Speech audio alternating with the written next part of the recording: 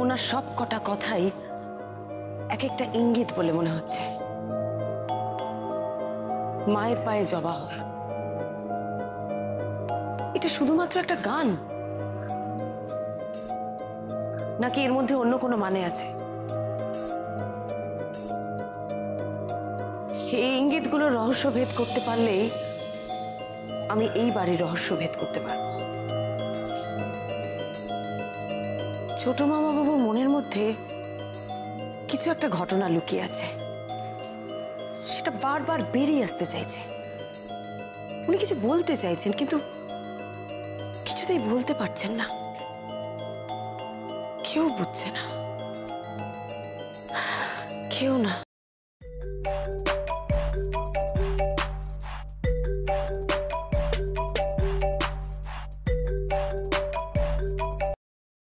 হ্যাঁ অরূপ বল। ছেলেটার আইডেন্টিটি জানা গেল? না রে, এখনো কিছু জানা যায়নি। বেশি বয়স নয় জানিস, কত হবে 24-25। কে যে এভাবে মেরে রেখে দিয়ে চলে গেল।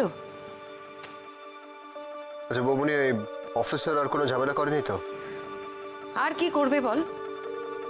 তবে সমুদ্ধর জামিনের ব্যাপারে আমাকে একটু থানায় যেতে হবে অরূপ।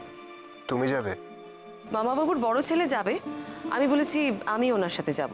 আমি ভাবছিলাম যে হেডকোয়ার্টার্সে কথা বলে ওই থানায় তোমাদের সাথে কোঅপারেট করার ইনস্ট্রাকশন দিয়ে রাখি, তাহলে তোমাদের সুবিধা হবে। না না অরূপ, এইসব করিস না। ওই অফিসার ভদ্রলোকের ইগোতে এমনিতেই চোট লেগেছে, এসব করলে আরো গন্ডগোল হয়ে যাবে। কেন?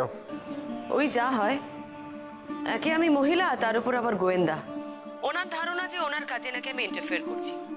শোন অরূপ, এখন যদি ওপর মহল থেকে ওনার উপর কোনো রকম চাপ আসে, উনি কিন্তু আরো বিগড়ে যাবেন। কিন্তু বৌমনি, এভাবে তুমি কাজ করবে কি করে? আর ওই লোকটা তো এভিডেন্স ছাড়া যাকে তাকে অ্যারেস্ট করছে।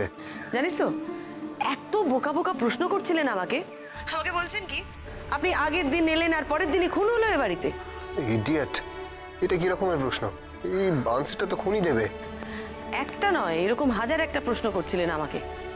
আমি কিন্তু ঠান্ডা মাথায় জবাব দিচ্ছিলাম জানিস স্বরূপ।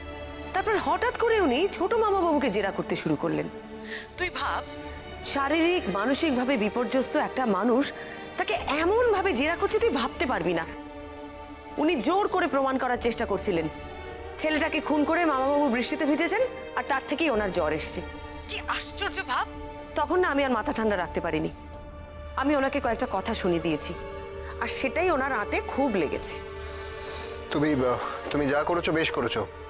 আসলে কি জানো তো, এইসব লোকগুলোর জন্যই আমাদের ডিপার্টমেন্টের বদনাম হয়। আর আমি থাকলে ওখানে তো মাথা ঠান্ডা রাখতে পারতাম না। শোনো বৌনি, আমার মনে হচ্ছে যে আমি ওখানে একবার আসি। আমি ওখানে এলে তুমি কাজটা শান্তিতে করতে পারবে। না রে, পরিস্থিতি এখনো আমার হাতের বাইরে যায়নি। সেরকম যদি মনে করি আমি তোকে ঠিক ডেকে নেব। মাসিমা একদম ঠিক বলেন, তুমি প্রচন্ড জেদি।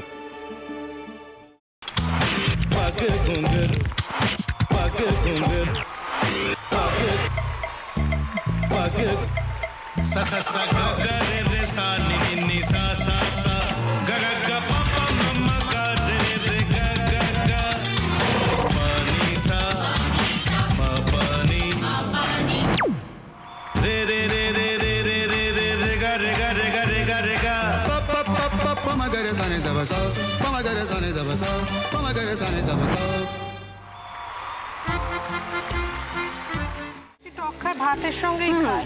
তোমার ইলিশ মাছ অ্যাকচুয়ালি ভাতের সাথেই ভালো লাগে। এইবার আরেকটু জল লাগবে। হ্যাঁ, সর্ষে বাটা দিলে তো। তুমি বাজার করেছো কখনো? বাজার করেছি কখনো না, বাজারটা আমিই করি। কোথায় বাজার করো? আমাদের, হ্যাঁ, আমি বেলঘড়িয়া। মানে আমি খুব খাদ্য রসিক, সত্যি বড়। হ্যাঁ, মানে ধরো শনি রোববার হলেই আমার মনটা চুপচুপ করে। হ্যাঁ, দেখো ঠিক হচ্ছে কিনা, তারপর বলো। তোমার যাই এখানে ওখানে খেতে, रेस्टोरेंटे। ठाकुर जी मुझे बचाइए। अब तो जानते हैं कि ठाकुर के सामने कोई झूठा बात नहीं बोलता। हमने चोरी नहीं किया। সত্যি তো, ঠাকুরের সামনে তো কেউই মিথ্যা কথা বলে না। তাহলে রামকিনান দাদা সত্যি বলছে। তাহলে পালাটা কে চুরি করলো? বোনকে কে চুরি করলো? সত্যিটা জানি কি করে?